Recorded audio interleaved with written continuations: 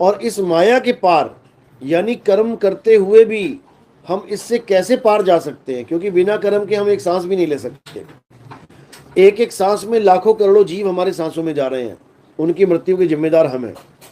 हम पैदल भी चलते हैं तो कितनी चींटियां, कितने कीड़े मकोड़े पैरों के नीचे आ जाते हैं, उसके जिम्मेदार हम हैं। हम कार से चलते हैं, कार के नीचे पता नहीं कितने सांप, कितने मेंढक, कितने जानवर बेचारे नीचे आ जाते हैं। कितने तो हमारे शीशों के साथ टकरा टकरा के मर जाते हैं।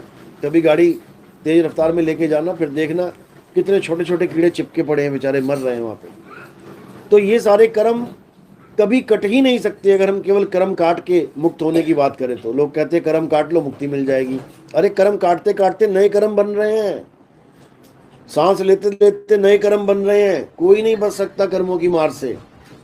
कर्मों से बचने का एक ही रास्ता है, जब हमें भेदी सदगुरु मिल जाए और हमें कर्ता होते हुए अकर्ता रहना सिखा दे। यानी काम तो हम ही करेंगे, लेकिन काम करते हुए भी हम नहीं करेंगे, अकर्ता होके हर कर्म होगा। यानी काम कौन करेगा? मन, माया, 3 गुण, 5 तत्व। और अकर्ता कौन हो जाएगा? ये जीव अकर्ता हो जाएगा, क्योंकि ये कभी कुछ करता ही नहीं है। इसको भ्रम में डाल दिया जाता है, किसके द्वारा? मन के द्वारा, कि तू कर रहा है, तू कर रहा है, तू कर रहा है। ये कर्ता बन बैठता है। अब जब कर्ता बन गया तो फिर भोक्ता भी बनना पड़ेगा। इसीलिए नानक साहब ने वाणी में क्या लिखा? जब लग जानू मैं हूं कर्ता, तब लग गर्भ जून में फिरता। जब लग जानू बैरी मीत, तब लग निचल नाही चीत। यानी जब तक मैं ये सोच के काम कर रहा हूं कि मैं करता हूं, मैं ही कर रहा हूं, मेरे द्वारा ये हो रहा है, तो कहते हैं कि ये अगले जन्म में आने की तैयारी कर ली इसने। कोई काम तुम नहीं करते हो। बिल्कुल दिमाग में ये नहीं रखना है कि कोई काम मैं कर रहा हूं, बिल्कुल नहीं कर रहा हूं। ये सारे काम प्रकृति कर रही है, अपने हिसाब से कर रही है। तुम केवल ताकत दे रहे हो, तुम केवल इसको एनर्जी दे रहे हो। तुम्हारा इस्तेमाल केवल एनर्जी लेने के लिए किया जा रहा है। सारे काम कौन कर रहा है? मन, माया, 3 गुण, 5 तत्व, 10 इंद्रियां, यही कर रहे हैं। तो इसी को समझाया जा रहा है कि अपने आप को कर्ता मत मान, अपने आप को अकर्ता मान के जीवन जी। तो जब अकर्ता मान के जीवन जिएंगे तो हमारे ऊपर कोई दोष नहीं आएगा, हमारे ऊपर कोई कर्म फल लागू नहीं होगा। जब लग जानू मैं हूं कर्ता, तब लग गर्भ जून में फिरता। और जब लग जानू बैरी मीत, तब लग नीचल नाही चीत। यानी कोई आपके बारे में गलत बोल रहा है, कोई आपको परेशान कर रहा है, ठीक है, कोई बात नहीं, बहुत कुछ करना पड़ता है जीवन में। कई बार केस भी करना पड़ जाता है, कई बार झगड़े भी हो जाते हैं। सामने वाला आ गया लठ बजाने तो क्या करोगे? 2-4 हाथ तुम्हें भी लगाने पड़ सकते हैं। लेकिन हाँ ठीक है, जैसा सिचुएशन हो वैसा हैंडल करो। अब मरना तो है नहीं है कि कोई लठ मारे और मार मार के हमें मार ही दे, हम कुछ भी ना करें। लेकिन फिर भी उसको बैरी और मीत नहीं समझना है। ये तुम्हारे कर्मों का फल है। कोई तुम्हें गाली भी दे रहा है तो कर्मों के फल की वजह से, कोई तुम्हें मार रहा है तो कर्मों की फल की वजह से, कोर्ट में केस लगे हुए हैं कर्मों की फल की वजह से। यानी हर काम इस दुनिया में जो भी तुम्हारे साथ हो रहा है, ये तुम्हारे ही कर्मों का फल है। इसलिए सामने वाले को कभी भी ना तो बैरी मानना है कि ये मेरा दुश्मन है, कभी नहीं। ये दुश्मन बन गया है सिचुएशन की वजह से। मैंने पिछले जन्म में इसको मारा था, इसलिए ये आके मुझसे अपना बदला ले रहा है। ये मेरा दुश्मन नहीं है, ये बदला लेगा, चला जाएगा, कोई दिक्कत नहीं है। तो कह रहे हैं कि जब तक किसी को भी बैरी और मीत मानोगे तब तक तुम उलझे रहोगे। ना कोई बैरी ना कोई मीत, इन दोनों को एक दृष्टि से देखना शुरू कर दो। जैसे साहिब समझा रहे हैं, कबीर खड़े बाजार में चाहे सबकी खैर, ना काहू से दोस्ती और ना काहू से बैर। यानी कोई दोस्ती नहीं, कोई बैर नहीं, बिल्कुल न्यूट्रल हो जाओ। जैसे शतरंज में खेलते हैं हम लोग, राजा वजीर हाथी घोड़े खूब लड़ते हैं, खूब लड़ते हैं, लेकिन जब गेम खत्म हो जाता है तो दोनों हाथी वजीर सारे अपने एक डब्बे में आके बैठ जाते हैं। देखोगे एक ही डब्बे में बैठे होते हैं, उसके बाद अलग अलग होती है फौजें। तो यानी ये बैरी मीत कहाँ तक थे? केवल चेस बोर्ड तक थे, खेल तक थे, लेकिन उसके बाद ये सब एक ही हैं, एक साथ रहेंगे एक ही डब्बे में। इसी प्रकार हमने भी किसी को बैरी और मीत नहीं मानना है। कोई हमारा ना तो हित कर सकता है, ना ही कोई हमारा अहित कर सकता है। हमारे ही कर्म हमारा हित और अहित करते हैं। इसलिए अब इन कर्मों को काटना है। कैसे काटेंगे? अकर्ता होके। गीता में भी स्पष्ट है, हे अर्जुन, ये आत्मा अकर्ता है। ये आत्मा कुछ नहीं करता। जो कुछ भी इस दुनिया में होता है, 5 तत्व, 25 प्रकृति, 3 गुण, मन और माया के द्वारा होता है। लेकिन जीव को ये भ्रम रहता है कि सब कुछ करने वाला मैं ही हूं, इसलिए ये भोग यून में आता है और भोगता है। तो अब क्या करना है?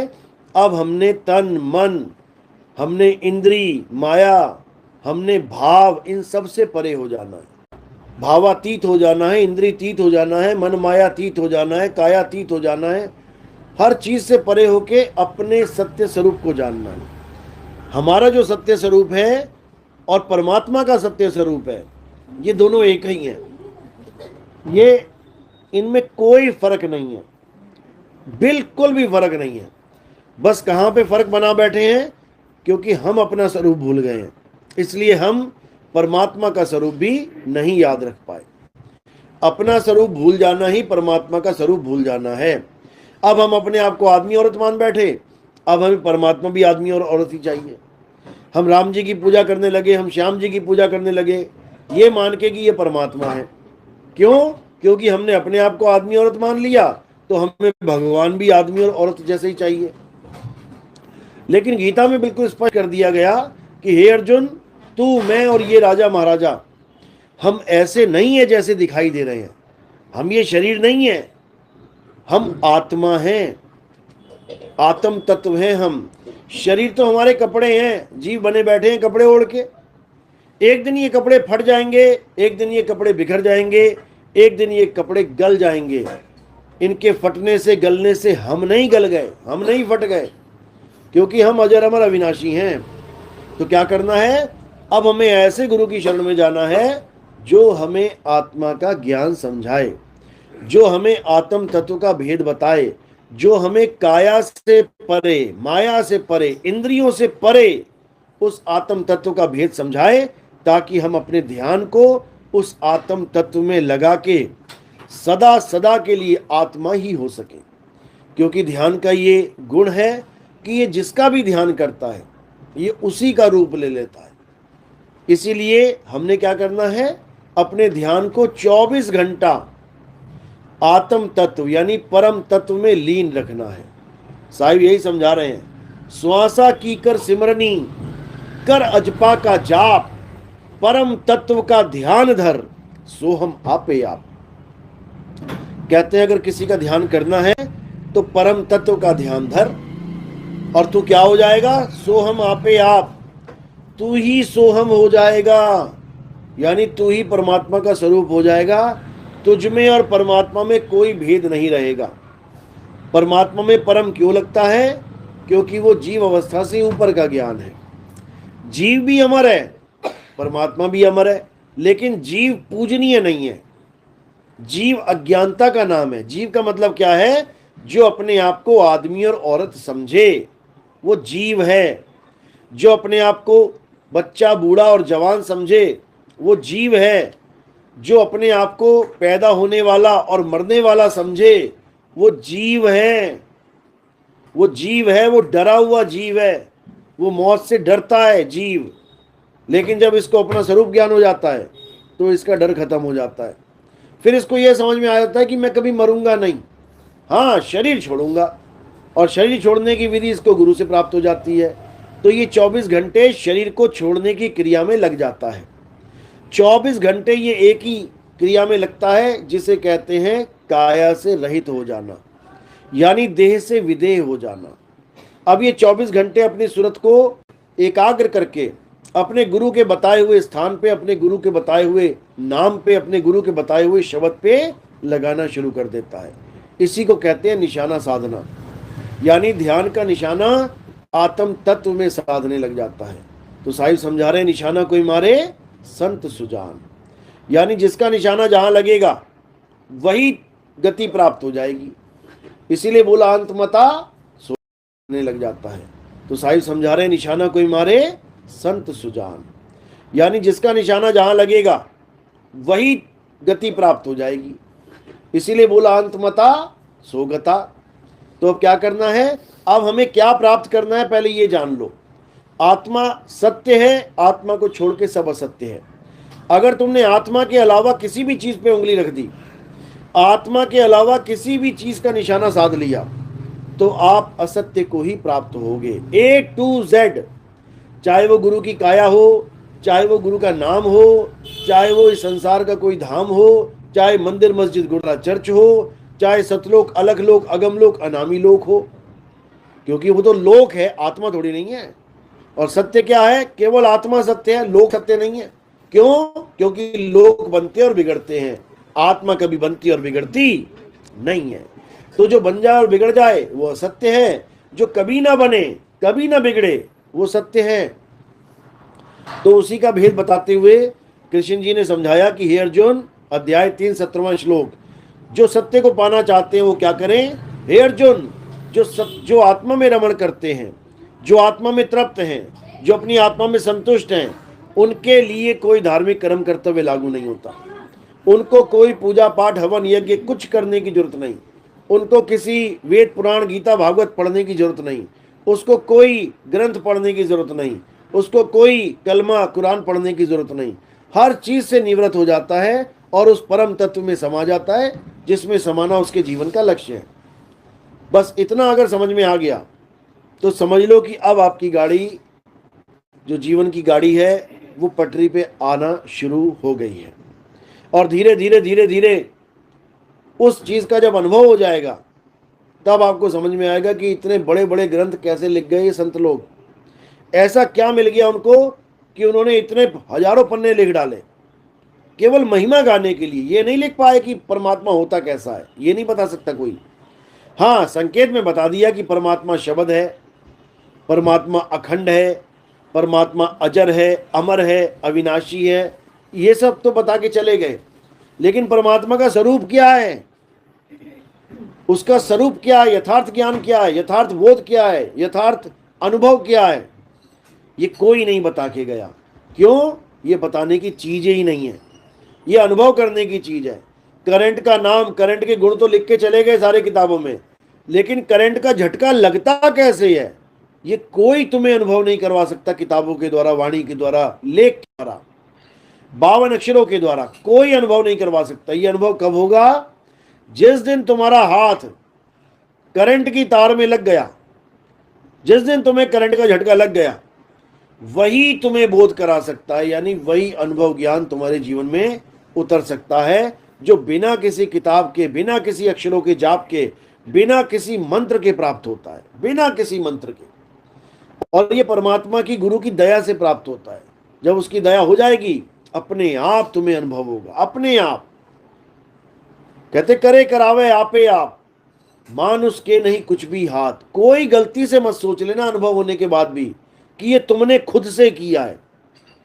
एक अंधा कितना ही जोर लगा ले, आंख वाले को नहीं पकड़ सकता, कितना ही जोर लगा ले नहीं पकड़ सकता। ये आंख वाला है जो दया करके अपना हाथ बढ़ाता है कि ले बेटा पकड़ ले मेरा हाथ। इसी प्रकार परमात्मा अपना अनुभव स्वयं करवाता है। कोई गलती से भी ना सोच ले कि मैंने किया, मैं बैठा, मैंने भक्ति करी इसलिए अनुभव हुआ, बिल्कुल नहीं। ये उसकी दया है, ये उसकी बख्शीश है, समझ लो। तो अगर ऐसा सोचोगे कि मैंने किया तो वहां पर अहंकार आ जाएगा कि मैंने किया है, मैंने पकड़ा उसको। ऐसा नहीं है, वो दयाल है, वो अपनी दया मेहर से ही हमें अपना बोध करवाता है। तो अब आत्मा के अलावा और कुछ नहीं सोचना है। जीवात्मा और आत्मा में जो फर्क है उसको जान लेना है, क्योंकि बहुत से अज्ञानी गुरु ऐसे हैं, जैसे ही मैं कहता हूं कि आत्मा को जानो तो वो सोचते हैं कि जीव को जानो। कारण क्या है? क्योंकि उनको कोई भेदी गुरु मिला ही नहीं है जो जीव और आत्मा में फर्क करके बता दे। यानी कि उनको दूध और लस्सी में फर्क ही नहीं पता है, वो बस सफेद रंग देख रहे हैं। एक गिलास में दूध और दूसरे गिलास में अगर लस्सी रख दी जाए तो बिना टेस्ट किए जल्दी कोई पहचान नहीं सकता कि दूध कौन सा, लस्सी कौन सी है। टेस्ट करके एकदम पता लग जाता है कि ये लस्सी और वो दूध है। तो उनको अभी इस बात का अनुभव नहीं हुआ है कि जीव क्या होता है और पीव क्या होता है। ये जीव को ही पीव मान बैठते हैं कई बार, कि नितिन दास देखो कह रहा है कि आत्मा को जानो, आत्मा को जानो, आत्मा को पहचानो, ये देखो जीव आत्मा को परमात्मा मान बैठा है। बिल्कुल नहीं, बिल्कुल, बल्कि हमने तो बार बार यही समझाया है कि भाई जो जीवा पंथ हैं, जीव पंथ वाले, ये पारक सिद्धांत वाले जो जीव को परमात्मा मानते हैं, सुधर जाओ, सुधर जाओ, सुधर जाओ। जीव को परमात्मा घोषित मत करो।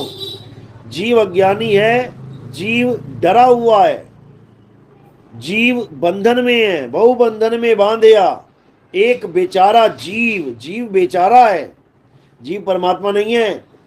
लेकिन इतनी सी बात समझने में जीवन बीत जाता है।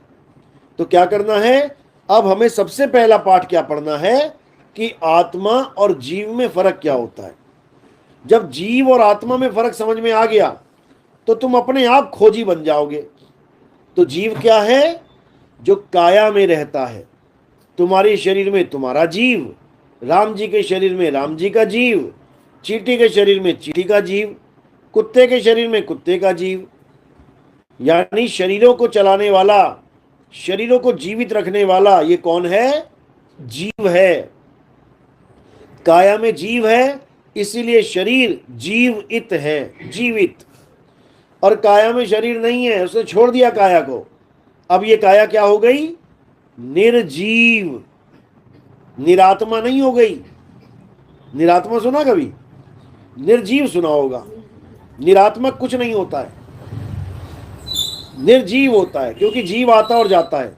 आत्मा कभी आती जाती नहीं है। आत्मा जहां है वो वहीं रहेगी। उसको हम ये नहीं कहते कि आज आत्मा है कल नहीं है। वो निरात्मा नहीं हो सकती, निर्जीव हो सकता है, क्योंकि जीव अपनी जगह छोड़ देता है, जीव नई जगह पकड़ लेता है। जीव आता और जाता है, आत्मा आती जाती नहीं है। ये कहां लिखा है, कई लोग कहेंगे अपने मन से बताता रहता है। अध्याय 2 24वां श्लोक पढ़ो, क्या लिखा है वहां पे, वहां अचल आत्मा यानी जो आती जाती नहीं है उसका जिक्र किया गया है।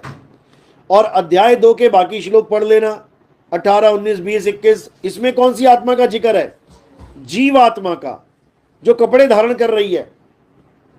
एक आत्मा कपड़े धारण कर रही है, जीवात्मा, और एक आत्मा कपड़े खोल रही है, खुलवा रही है तुम्हारे कपड़े, वो है परमात्मा। चाहे उसको अचल आत्मा कह दो, चाहे उसको आत्मदेव कह लो, चाहे उसको स्थिर आत्मा कह लो, समझो। तो कबीर साहब जिस आत्मा की बात करते हैं वो अचल आत्मा है।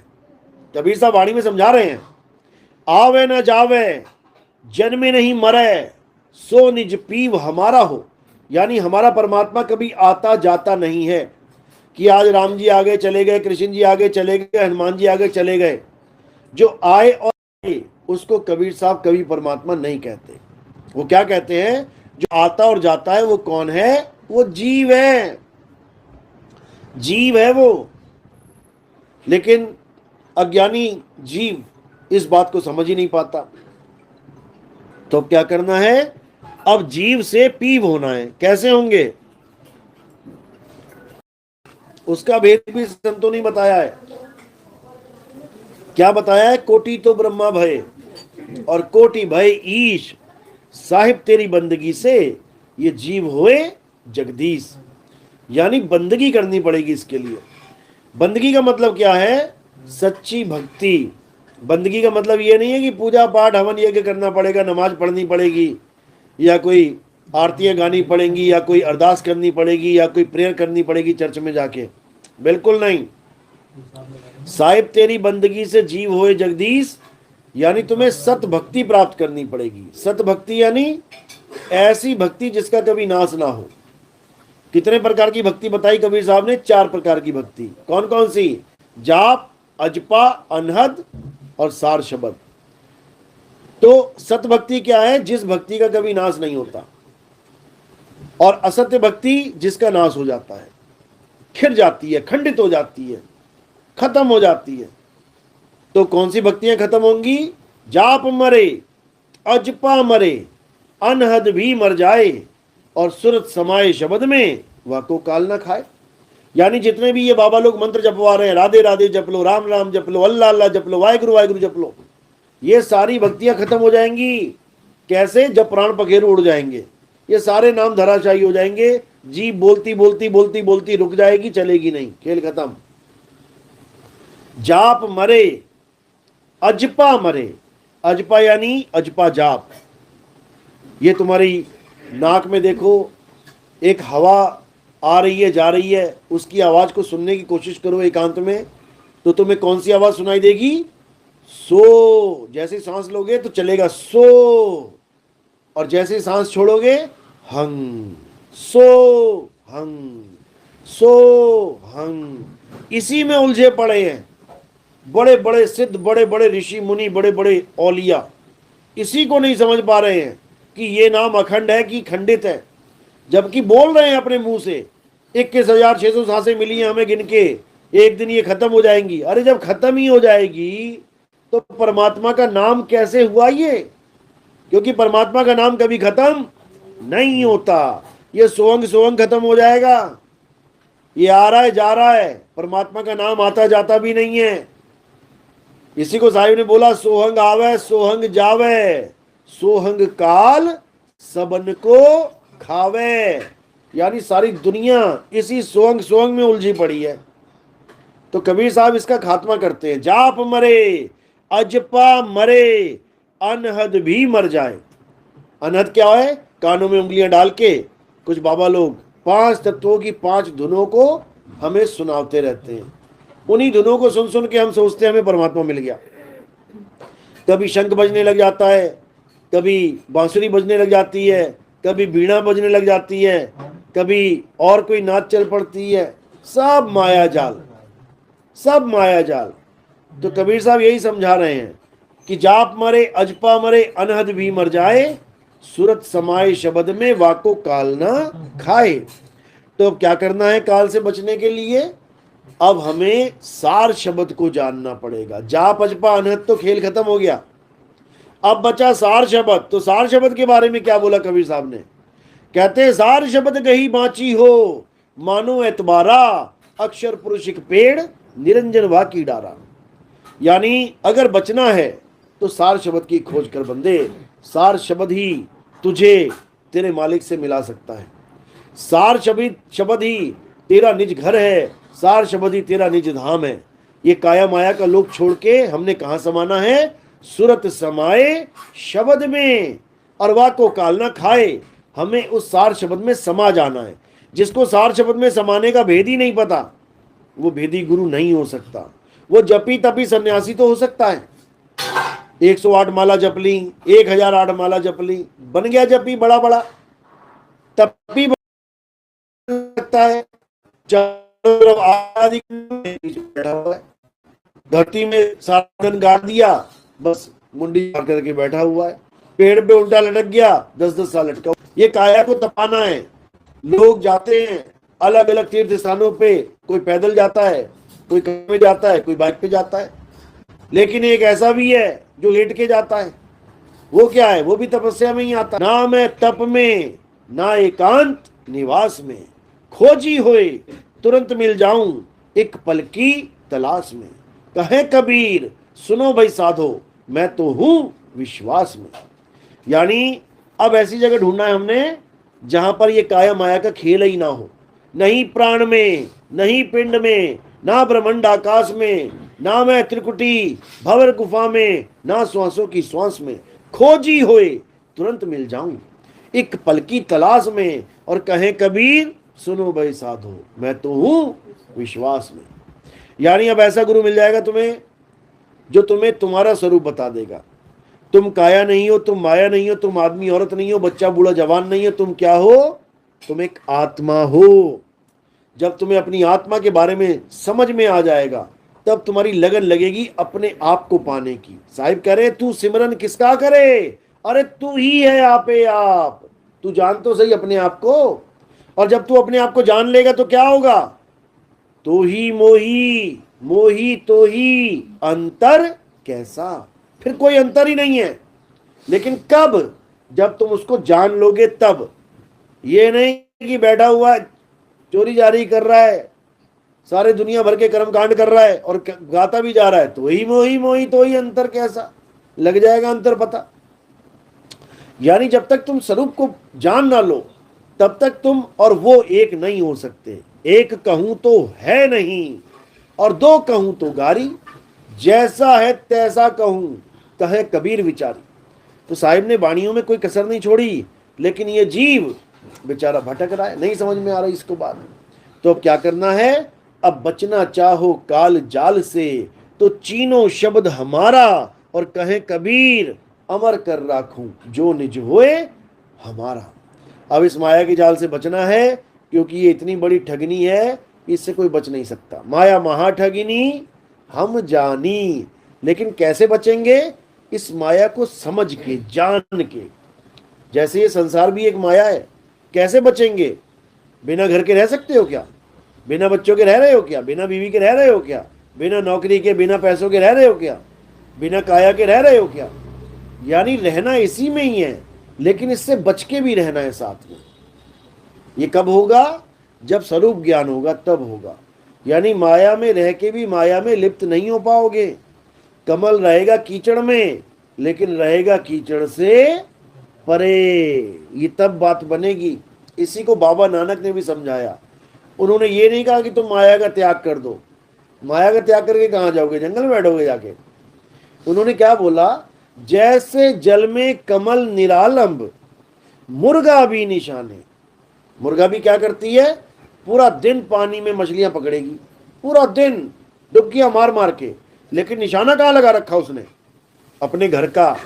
जैसे शाम होगी फुर्र से उड़ जाएगी, वो सारा तालाब वहीं रह जाएगा, मछली वहीं रह जाएगी। एक भी मछली, एक भी तालाब, एक पानी की बूंद उसे आकर्षित नहीं कर सकती, क्योंकि उसने निशाना लगा रखा अपने घर का। जैसे ऑफिस में तुम लोग काम करते हो, तो जैसे ही 5 बजे कहाँ पहुंच जाते हो? सीधे घर की तरफ निकल पड़ते हो कि भैया हो गया, टाइम हो गया। अब उस ऑफिस में एक भी सीट, एक भी लैपटॉप, एक भी एसी तुम्हें आकर्षित नहीं कर सकता। ऐसा नहीं होगा कि वहां पर लॉकर है, लॉकर में लाखों रुपए पड़ा, तुम कहो मैं यही चिपक जाऊं। पड़ा है तो पड़ा है, जाने दे यार, हम चले अपने घर। इसको बोला जाता है जैसे जल में कमल निरालंब, मुर्गा भी निशाने। निशाना लगा रखा है मुर्गा भी ने कि इसको छोड़ के निकल जाना है। सुरत शब्द भव सागर तरिए। नाम जाप की बात नहीं चल रही है, किसकी बात चल रही है? सुरत शब्द। अब क्या है सुरत, क्या है शब्द, ये भी नहीं पता इन गुरुआ लोगों को। और बड़े बड़े पंथ चला के बैठे हैं, अरबों की संपत्तियां इकट्ठी करके बैठ गए। अपनी मौत का सामान कर लिया पैक इन लोगों ने। अपनी समाधि बना ली खुद ही, अपनी अर्थी बना ली लकड़ी डाल डाल के। अब इसी में जलेंगे ये लोग। कह रहे हैं जैसे जल में कमल निरालम, मुर्गा भी निशाने, सुरत शब्द भव सागर तरिए, नानक नाम बखाने, रहे एकांत एक मन वसिया। ये है तरीका। यानी तुम किसी के भी साथ रहो, कहीं पर भी रहो, लेकिन तुम्हें एकांत रहना है। एकांत यानी एक ऐसा जिसका अंत ही ना हो, उसके साथ जुड़ जाना है। रहे एकांत एक मन वसिया। एक ही मन में बसा होना चाहिए। सारे काम करते रहो, दुनियादारी करते रहो, लेकिन मन में एक ही चीज बसी होनी चाहिए। रहे एकांत एक मन वसिया, आशा महा निरासु। यानी जीवन कैसे जीना है हमने? आशा महा निरासु। मैं दुकान खोल के बैठा हूं, अच्छी बात है, पैसा कमाने के लिए। लेकिन अगर मैं ये सोच के बैठा हूं कि आज मैं बहुत सारे नोट कमाऊंगा और शाम तक नोट नहीं आए, तो क्या होगा? तो मैं दुख में चला जाऊंगा, डिप्रेशन में चला जाऊंगा, मैं दुखी हो जाऊंगा। अरे यार दुकान भी खोली थी यार, इतनी आस लगाई थी ग्राहक आएगा, आया ही नहीं। यानी किसकी लगा दी हमने आस? ग्राहक की। तो साहिब क्या कह रहे हैं? रहे एकांत एक मनवसिया, आशा मह निरासु। यानी आस में निराशा धारण करके बैठो। इसका मतलब क्या होता है कि ठीक है तुम्हें आस है कि वो कोई आएगा, लेकिन निराश भी रहना साथ में कि नहीं आएगा तब भी ठीक है। तुमने नई कार ली, अच्छी बात है, घर में खुशियां मनाओ, लड्डू बांटो, लेकिन साथ ही प्रिपेयर भी हो जाओ, साथ में तैयार भी हो जाओ कि शाम को एक्सीडेंट हो जाएगा इस कार का। घर में बच्चा पैदा हो गया, अच्छी बात है, आस लग गई, मेरे बुढ़ापे का चिराग आ गया, लेकिन जैसे ही पैदा हुआ वैसे ही अपने माइंड को प्रिपेयर कर लो कि ये मरने के लिए तैयार है, कभी भी इसकी मौत आ सकती है। जैसे ही पैदा हुआ उसी वक्त से इसके सिर के ऊपर मौत की घंटी लटकने शुरू हो गई। यानी आशा महा निरासु। इसका मतलब होता है तेरा भाणा मीठा लागे। इसको कहते हैं आशा महा निरासु।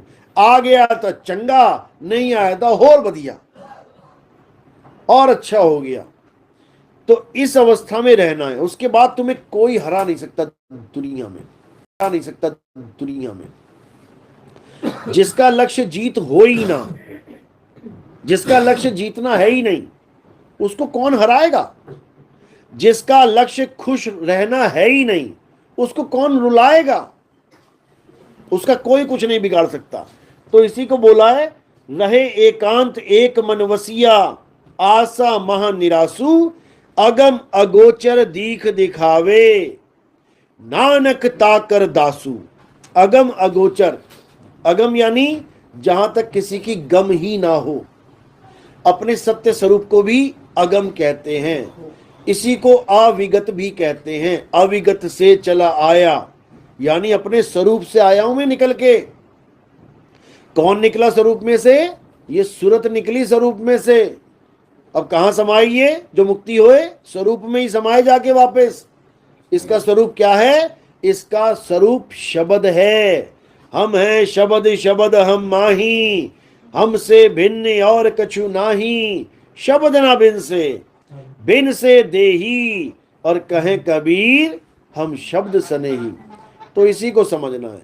जब तक हमने ये नहीं जाना तब तक हमारा कल्याण नहीं हो सकता।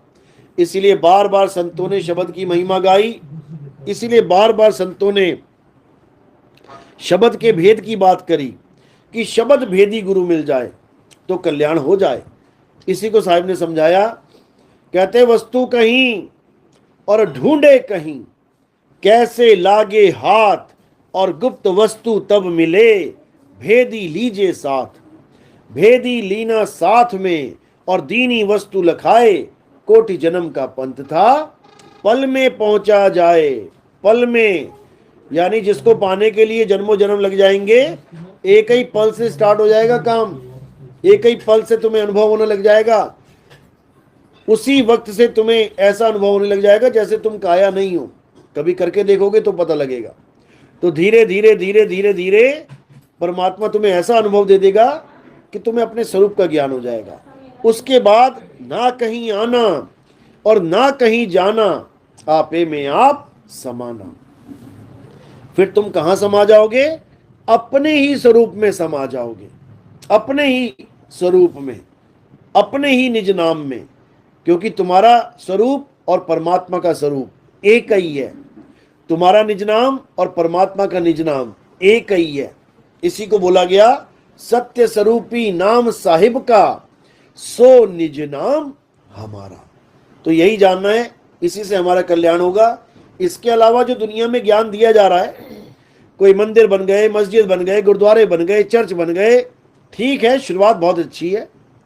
बच्चों को मंदिर जाना चाहिए, मस्जिद जाना चाहिए, गुरुद्वारे जाना चाहिए, चर्च जाना चाहिए, लेकिन किसको? केवल बच्चों को। स्कूल में किसको जाना चाहिए?